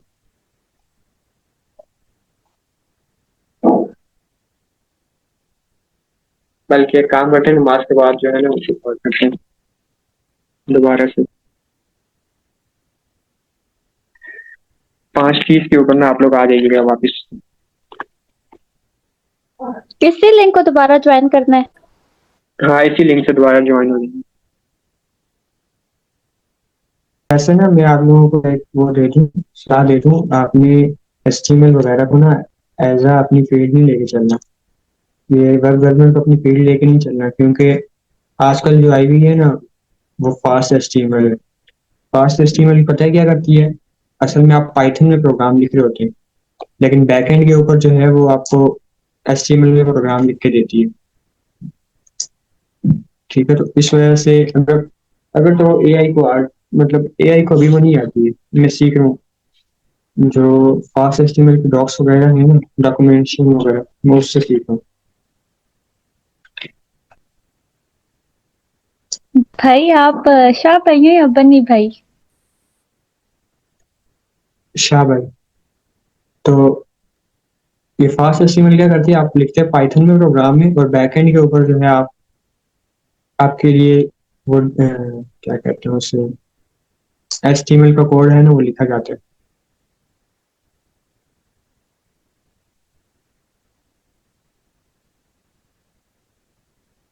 ये देखें, ये जो है ना ये पाइथन में लिखा हुआ है, लेकिन बैकएंड के ऊपर जो है ये HTML को डेवलप कर रहा होता है। जिस तरह लैंग्वेज ट्रांसलेटर नहीं होता, उसी तरह आप समझ लें ये भी है।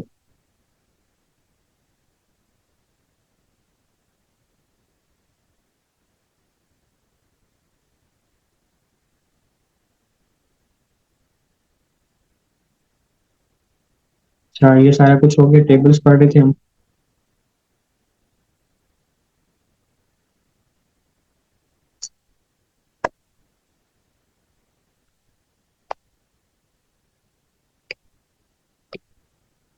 मैं ना ये सारा लिख देता हूँ, तो उसके बाद आपको बताता हूँ कि असल में हुआ क्या।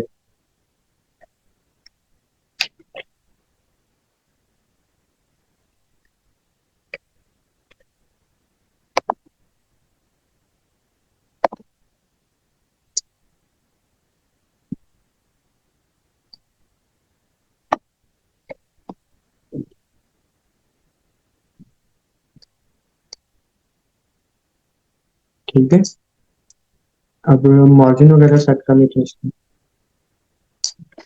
मार्जिन बाद में सेट करते हैं, पहले इसका।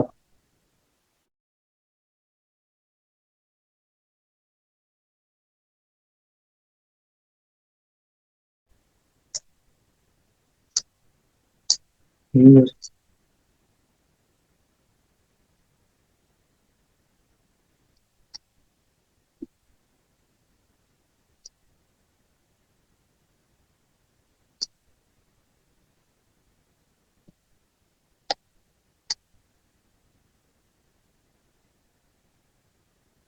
असल में ना मुझे आदत हो गई है, ये मैं इस फील्ड में नहीं हूँ, मैं वेब डेवलपमेंट की फील्ड में नहीं हूँ। ये तो मैं वही पाइथन में ही करता हूँ, अगर मुझे करनी हो तो। मुझे उसकी आदत हो गई है कि VS कोड चला चला के ना मैंने सिंटैक्स वगैरह ये सारा कुछ भुला दिया।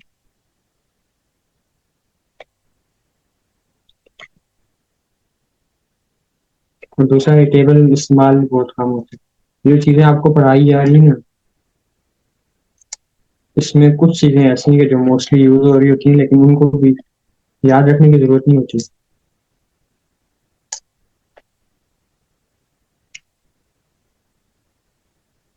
और एक और चीज़ होती है इसमें विजुअल स्टूडियो कोड में, यहाँ पे अगर आप एक्सटेंशन में जाए ना, अभी न्यू नहीं आई है इसमें। इसके अलावा को पायलट, अगर आपने नाम सुना हो तो।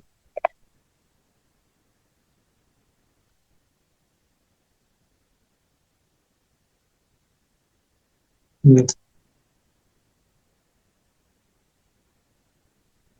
ये अगर इनेबल हो,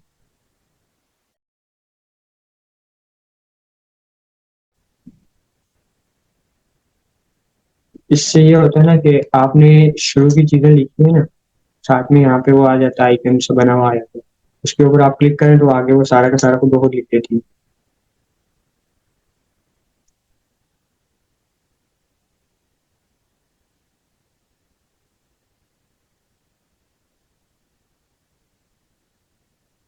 ठीक है, border is equals to one, border होते हैं।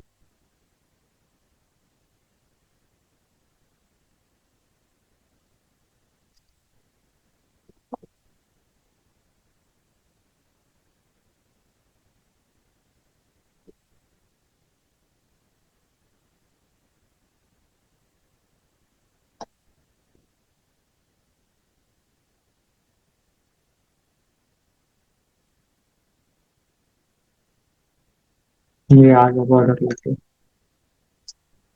ठीक है, ये जो है ना, ये 3 पिक्सल का बॉर्डर लगा हुआ है, और ये जो इसके दरमियान में जो होते हैं ना, ये सेल स्पेसिंग होते हैं। और एक और चीज होती है सेल पैडिंग।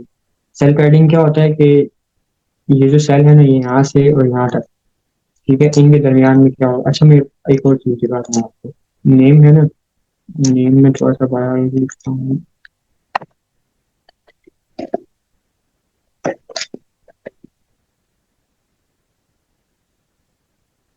ठीक है, तो ये देखें, 70 है ये, सेल बड़ा है इससे और 70 छोटा है, तो ये साइड के ऊपर आ रहा है। 9 भी इस तरह साइड के ऊपर आ रहा है। 1 भी सेल का साइज बड़ा है और ये छोटा है, तो ये साइड के ऊपर आ रहा है। लेकिन ये जो नेम है, ये कहाँ पे आ रहा है, ये सेंटर में आ रहा है। ठीक है, इसकी वजह मैं आपको बताता हूँ उसके बाद। ये जो हमने लिखा हुआ है ना, टेबल हेड, ठीक है, TH, ये जो हमने लिखा हुआ है, इससे क्या होता है कि एक तो जो उसका जो वेट होता है ना, वो ज्यादा हो जाता है, यानी बोल्ड हो जाता है। उसके अलावा सारा कुछ जो है ना, वो सेंटर भी हो जाता है खुद ब खुद ही। यहाँ पे अगर आप देखें इसको, तो ये सेंटर हमने, नेम जो है ये TS में लिखा हुआ है ना, इस वजह से ये सेंटर हुआ होगा। अगर मैं इसको भी TS में लिख दूँ ना, ये मैं इसको टी एस में लिख लूँ, ये भी हो जाएगा। लेकिन क्योंकि ये बड़ा है इस वजह से नजर नहीं आएगा, मैं इसको भी टी एस में लिख दूँ।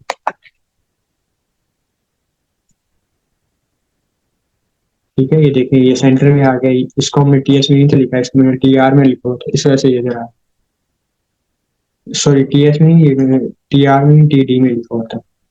ये जो चीज होती है ना, ये सारी, ये यहाँ से दिखा था, ये इसकी एक रो है। ठीक है, ये एक रो है, ये दूसरी रो है। यहाँ पे अगर आप टी आर को काउंट करें ना, तो ये एक दफा स्टार्ट और क्लोज हुआ टी आर, और ये दूसरी दफा स्टार्ट और क्लोज हुआ। ठीक है, इसमें कितनी रोज है? दो रोज है। वो हमें यहाँ पे नजर भी आ रही है कि दो ही रोज है, एक ये रोज है और एक ये रोज है। और कॉलम्स अगर हम लोग गिने, एक दो तीन चार, यहाँ पे अगर हम लोग गिने, ठीक है, एक दो तीन और ये चार। ठीक है, तो जितने इधर होंगे अगर आप उतने मैच नहीं करते, फॉर एग्जाम्पल अगर मैं यहाँ पे लगा देता हूँ, एक और टीडी लगा देता हूँ, इससे क्या होगा? इससे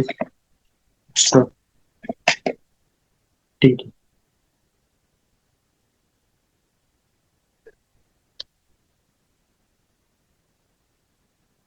ठीक है, इसके ऊपर कुछ नहीं लिखा हुआ आ रहा,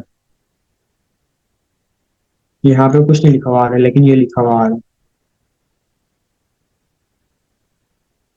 ठीक है, ये असल में होता है।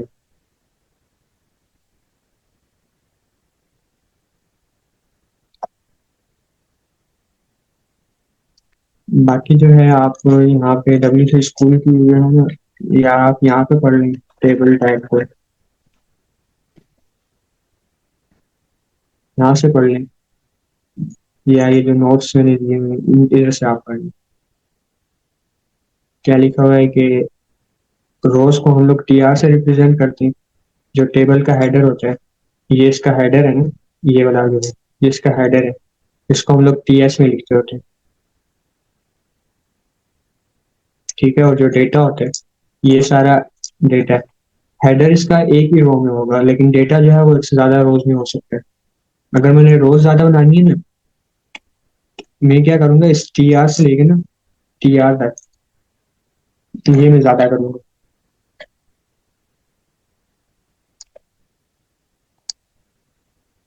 ठीक है, तो क्या होगा कि अगर मैं यहाँ पे इसको हटा दूं, तो देखते हैं क्या होता है। ये जगह खाली रह जाएगी, जिससे हमने एक फालतू रो डाली है ना, उस तरह। अगर हमने इसको स्पैन करना है ना, मतलब ये यहाँ तक सारा जोड़ना है, तो हम लोग लिखते होते हैं कॉल स्पैन और रो स्पैन। यहाँ पे अगर आप देखें, ये टेबल के बारे में सारा कुछ लिखा हुआ है, टेबल बॉर्डर्स, ये बॉर्डर है, ये साइज। ठीक है, यहाँ पे आप स्टाइल लिख के ना आगे विड्थ टेबल की विड्थ कितनी होगी, ये विड्थ इस तरीके से काउंट होगी। ठीक है, आप अगर 100% लिख देते ना यहाँ पे, तो ये यहाँ से लेके स्टार्टिंग से लेके यहाँ एंडिंग तक ये सारी 100% को कवर कर लेगा। फिर कॉलम की विड्थ बताई गई है इन्होंने। कॉलम की विड्थ के लिए हम लोग क्या करते हैं कि ये जो टेबल हेड वाला होता है ना, इसकी जाके हम लोग विड्थ इंक्रीज कर देते हैं। ठीक है, टेबल हेडर के बारे में, पैडिंग एंड स्पेसिंग के बारे में, colspan and rowspan, ये देखें, ये विथ पैडिंग है और ये विथ स्पेसिंग है, दोनों में डिफरेंस क्या है? ये अगर आप लोग इसके ऊपर गौर करें ना, ठीक है, मैं यहाँ से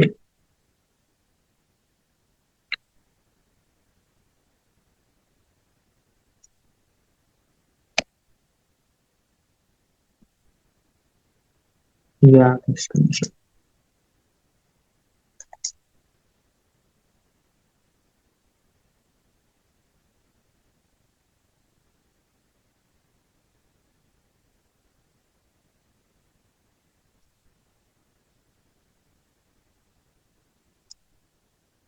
मैंने एक से ज्यादा स्क्रीन शॉट बना ली, अब बैठ के डिलीट करता हूँ। अगर हम लोग नोट करें ना, ये यहाँ से भी गैप है, यहाँ से भी गैप है, और यहाँ से भी गैप है टेक्स्ट पे और जो बॉक्स का ये जो है ना, ये जो बॉक्स बना हुआ है ये वाला, इन सब में ना गैप्स है। इसको हम लोग कहते हैं पैडिंग। मतलब ये जो दीवार से ना, अगर हम लोग फर्ज करें कि ये सारा एक कमरा है हमारे पास, ये सारा एक कमरा है, तो दीवार से हम लोग कितनी दूर खड़े हुए हैं इसको हम लोग कहेंगे कि ये पैडिंग। ठीक है। और अगर हम लोग स्पेसिंग की बात करें, तो एक दीवार में और दूसरी दीवार में कितनी स्पेसिंग होगी, वो जो है ना हम लोग स्पेसिंग के जरिए करते हैं। अब ये करते कैसे, इसके लिए नीचे है थोड़ा सा, ये इन्होंने इस तरह दिया हुआ है, आप लोग जो है ना इस तरह से भी कर सकते हैं, मैं आपको दिखाता हूँ। इन्होंने ना ऊपर एक यहाँ पे हेड टैग लगाया हुआ है, फिर स्टाइल टैग लगाया हुआ है, उधर किया हुआ है। हम लोग यहाँ पे करके दिखाते हैं आपको। ये यहाँ पे जाके स्टाइल लगाते हैं और फिर लिखते हैं पैडिंग। यहाँ पे मैं लिख देता हूँ 3 पिक्सल।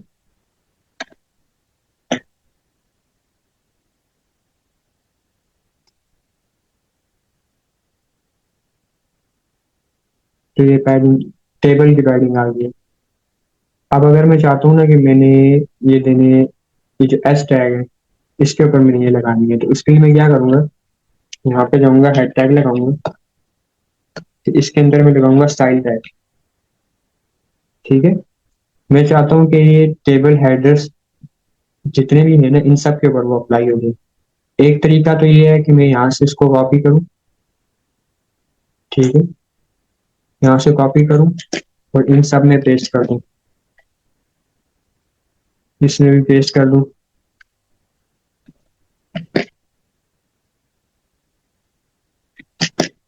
इसमें भी पेस्ट कर दूँ,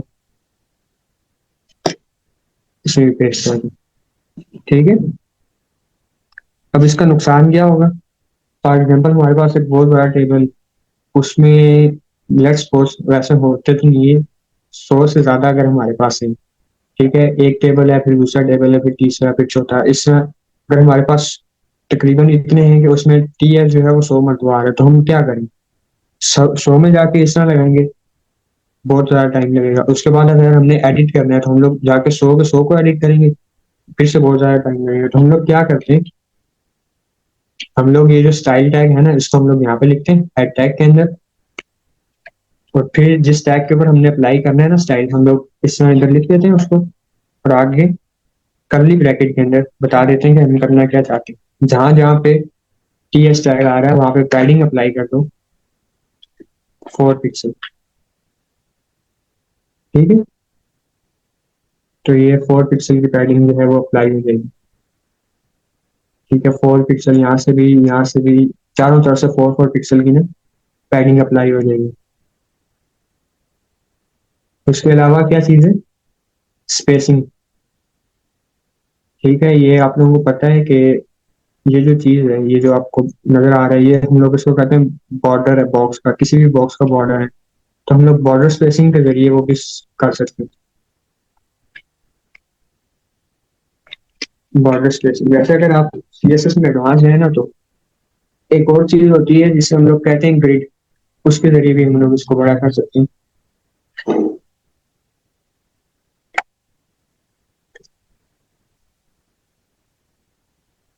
वाई भी होगा,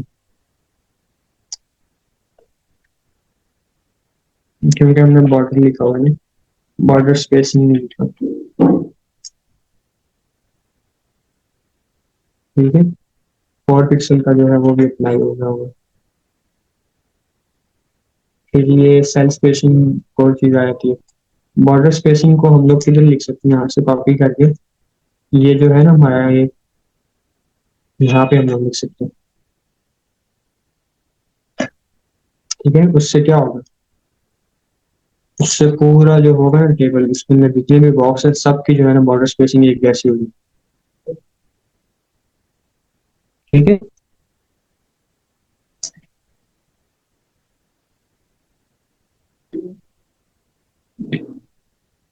पैडिंग कौन सी निकाल देती है।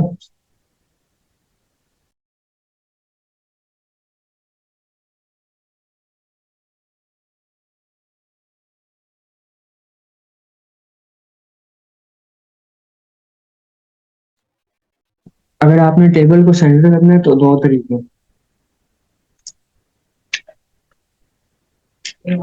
एक तो ये है कि आप यहाँ पे सेंटर लिख दें, पता नहीं अब ये डेप्रिशिएटेड पे काम करे कभी नहीं।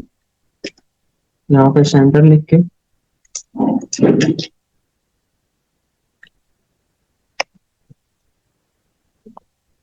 यहाँ से सेंटर कर दें। ठीक है, ये सेंटर हो गया। और दूसरा तरीका ये है कि आप स्टाइल के जरिए करेंगे। स्टाइल टैग लगा के ना इस तरीके से करेंगे। स्टाइल लिखें, यहाँ पे आप लिखें टेक्स्ट लाइन सेंटर। देखिए इससे क्या होगा, इससे जो टेक्स्ट है ना वो सेंटर में जाएगा। कि ये सारा जो टेक्स्ट है ना ये सेंटर में जा रहा है। इसके अलावा जिसके ऊपर हमने ये स्टाइल लगाया हुआ है। ठीक है, टेक्स्ट लाइन सेंटर हो गया। इसके अलावा एक और चीज होती है अलाइन आइटम।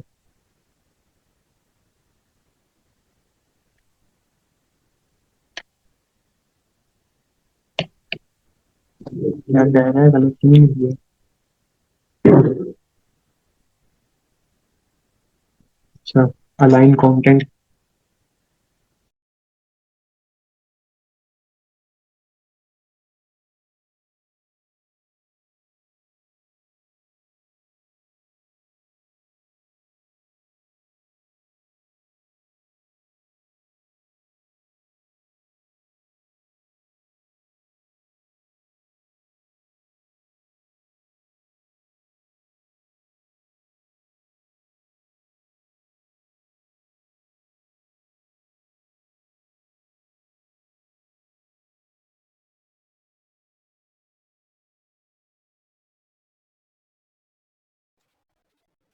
अच्छा, ठीक है। अलाइन कंटेंट में क्या किया है कि उसको इस तरीके से लेना है और सेंटर कर दिया। इसके अलावा आप यहाँ पे सी एस एस में हो गई।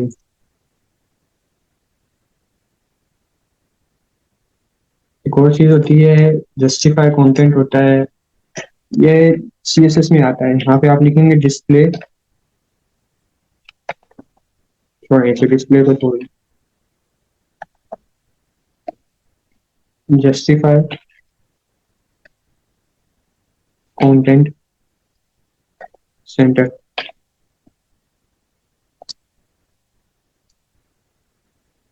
ये भी फिलहाल काम नहीं कर रहा।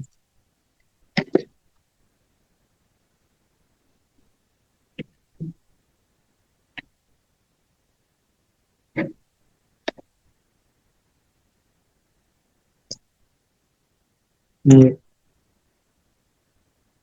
ठीक है, सेंटर ऑफ द स्क्रीन में आ गई।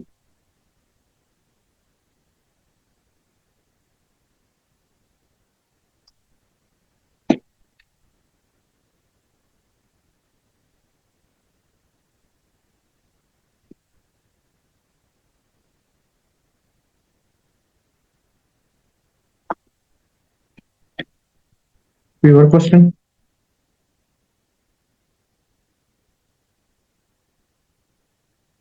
चलिए इसको जल्दी से खत्म करते हैं।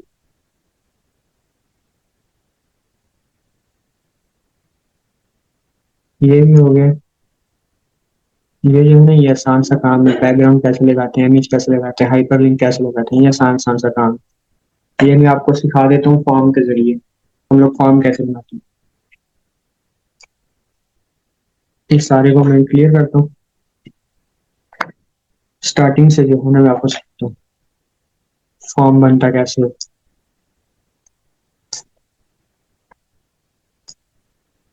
ठीक है,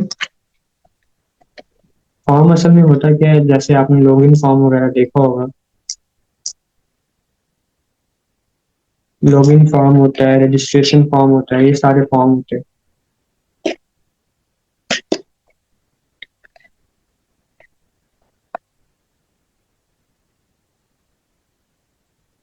ये इस तरह के जो भी चीजें होती हैं ये सारी फॉर्म होती हैं। उसके अलावा रजिस्ट्रेशन फॉर्म आप लोगों ने देखे होंगे।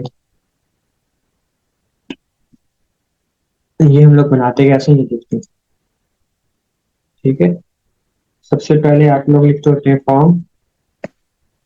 ठीक है, एक्शन एक्शन वगैरह और मेथड वगैरह बाद में देखेंगे, क्योंकि ये बैकएंड के ऊपर डेटा सेंड करने के लिए तो ये आपके कोर्स नहीं है। फिर फॉर्म के अंदर ना जो मेन चीजें होती है ना वो दो ही होती है। एक चीज होती है लेबल, कुछ समझ भी आ रहा है या नहीं? आ रहा है। आवाज से पता चल रहा है क्या आ रहा है। और एक और चीज होती है इनपुट।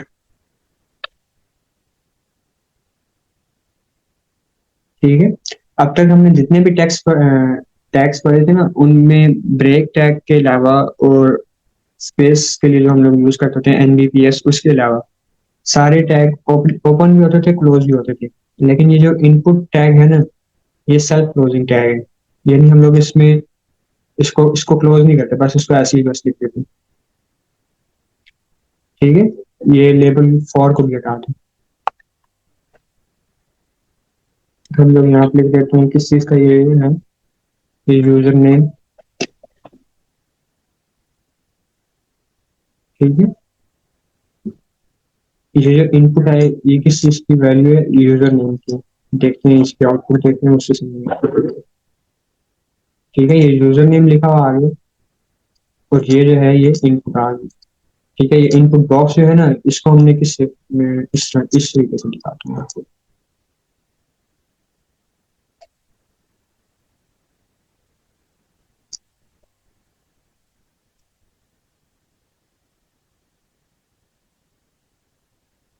ये देखें, ये फॉर्म टैग है, इसके अंदर ये हमारा लेबल है। नजर आ रहा है लेबल? जूम करके देखें। ठीक है, ये हमारा लेबल के अंदर जो लिखा हुआ था ना, लेबल टैग के अंदर, वो यहाँ पे ये नजर आ रहा है यूजर नेम। और ये जो इनपुट था, ये इनपुट के लिए एक बॉक्स बना हुआ आ गया। ठीक है, बेसिकली पूरे फॉर्म में यही दो चीजें। चेंज क्या होता है वो मैं आपको दिखाता हूँ। ये यूजर नेम के लिए आ गए।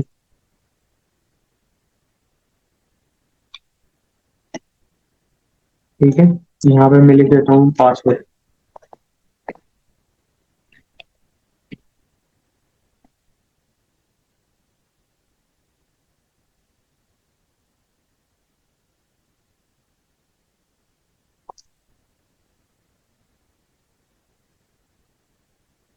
अब देखें, यहाँ पे मैं यूजर नेम कुछ भी लिख देता हूँ, फॉर एग्जाम्पल अली, और पासवर्ड भी मैं।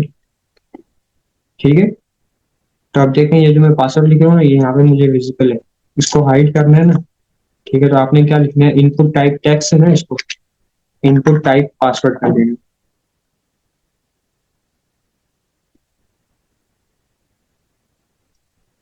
ठीक है, अब आप जो भी लिखेंगे ना यहाँ पे नजर नहीं आएगा वो।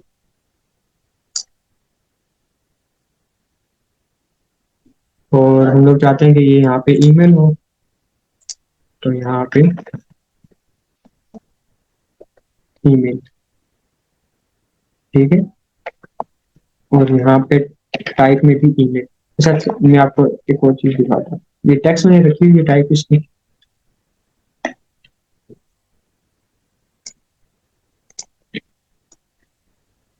और एक और चीज में यहाँ पे इनपुट टाइप बटन। ठीक है, वैल्यू में दे देता हूँ सबमिट।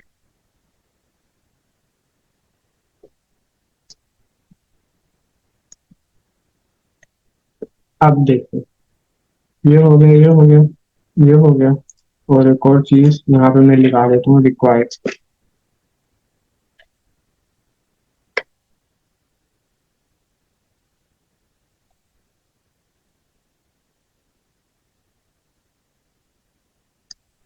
ये देखिए, ये सबमिट हो रहा है। ठीक है, क्यों? क्योंकि ये ईमेल का सिंटेक्स ऐसा तो नहीं होता ना, लेकिन यहाँ पे ये सबमिट हो रहा है। तो इसके लिए मैं क्या करूंगा, यहाँ पे इनपुट टाइप में जाके ईमेल लिख देता हूँ। अब क्या होगा बता रही हूँ वैसे।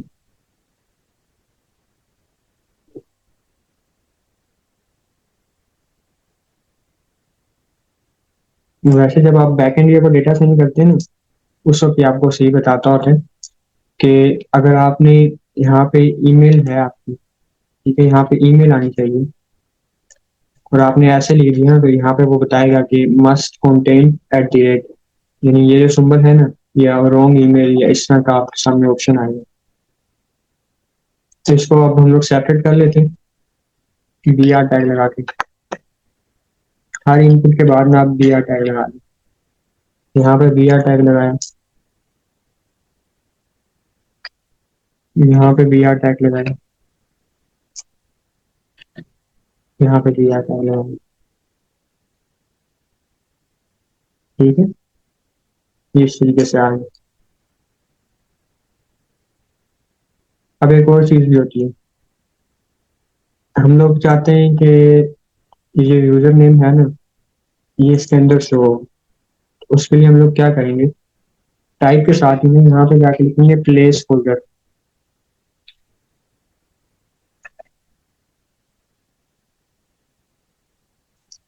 ये इसके अंदर आ गया। अब जब हम लोग इसको लिखना शुरू करेंगे ना, ये गायब हो जाएगा। ये हटाएंगे, वापस से ये आ जाएगा। इसी तरह पासवर्ड को भी हम लोग हटा देते हैं, लेबल को हटा देते हैं, यहाँ पे प्लेस होल्डर में जाके लिख देते हैं।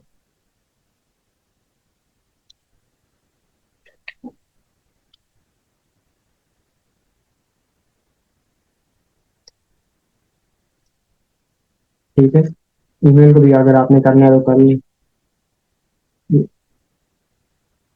इसको आपने सेंटर करना है, यहाँ पे स्टाइल लगाए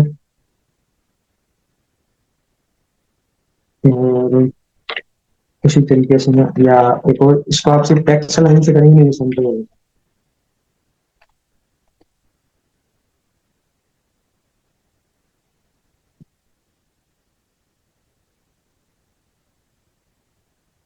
ये सेंटर होगी।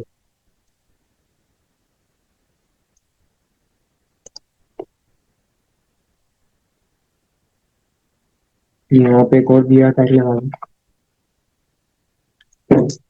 और यहाँ पे भी ना एक दिया है। इन सब के दरमियान में स्पेस आएगी। फॉर्म के अंदर अगर आप ऐसे भी लिख देते ना यूजर नेम, तो ऐसे भी वो शो कर देगा। ये शो कर दिया इसने। लेकिन ये जो लेबल हम लोग लगाते होते हैं, वो जब हमने डेटा बैकएंड के ऊपर सेंड करना होता है ना, उसके लिए हम लोग लेबल लगाते हैं। कोई चीज रहा तो नहीं है वैसे, फ्रेम्स रहेगी। फ्रेम्स को हम लोग देख लेते हैं। फ्रेम्स इसलिए होते हैं ना कि अगर आप एक विंडो के अंदर ही एक और विंडो को ओपन करना चाह रहे हो तो उसके लिए आप फ्रेम लिखते होते हैं। और ये अभी तो काफी सारी चीजें रहती हैं। लिंक लगाना है ना, वही तो उसके लिए आप लोग लिखते होते हैं anchor tag. Anchor tag start, anchor tag close. ठीक है, इसके अंदर फिर इसका एक एट्रीब्यूट होता है हाइपर रेफरेंस। उसके अंदर आप किसी चीज का रेफरेंस लेते हो, तो जैसे मैं ये इसका ले लेता हूँ। ठीक है, ये भी मुझे शो नहीं होगा, यहाँ पे मुझे वो शो नहीं हो रहा। क्यों नहीं हो रहा, क्योंकि मैंने ये जो एंकर टैग है ना, इसके अंदर मैंने कुछ लिखा हुआ नहीं है। यहाँ पे मैं लिख देता हूँ ड्राइव। अब मुझे ये शो होगा।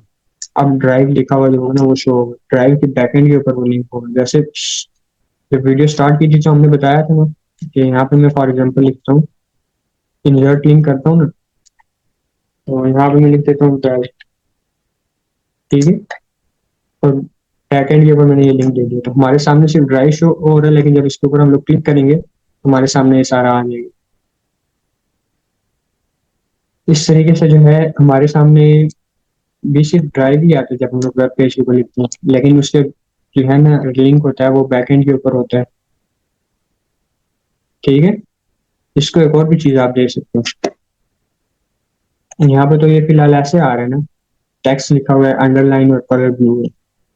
यहाँ पे अगर आप टाइप लिखें और बटन कर दें, अब ये एक बटन की तरह नजर आएगा।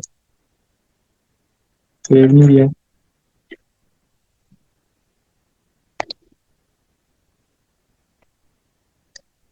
कंट्रोल एस किया,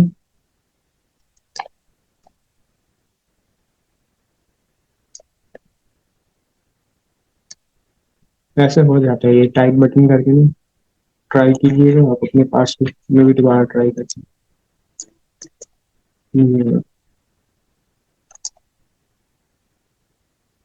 अगर आपने कोई इमेज लगानी है उसके लिए हम लोग लिख देते हैं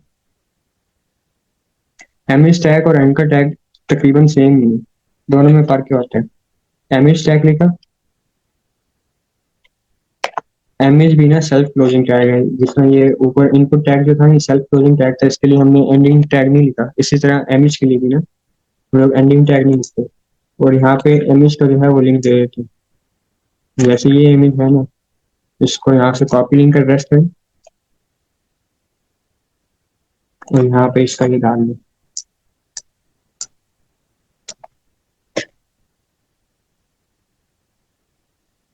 अच्छा, एक मिनट,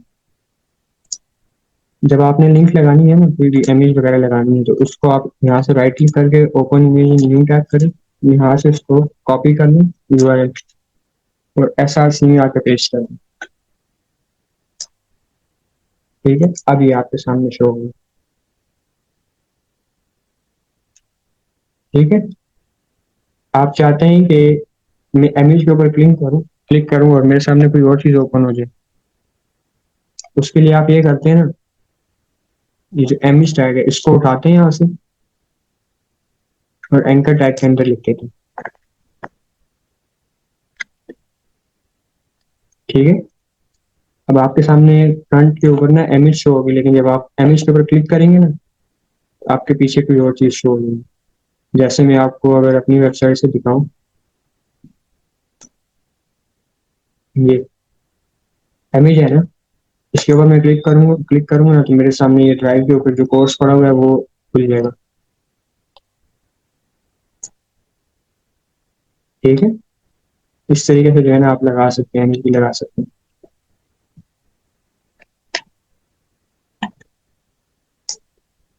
अच्छा, कोई चीज रहती है तो हम लोग वो देख लेते हैं।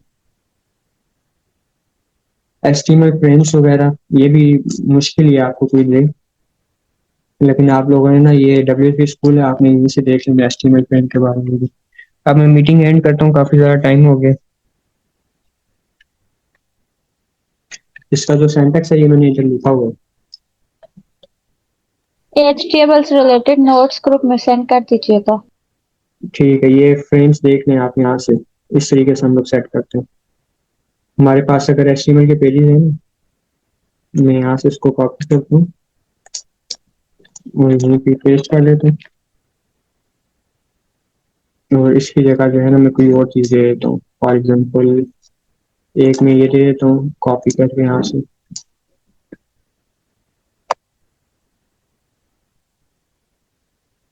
बस मैं इसी जो है ना शो करा देता हूँ आपको।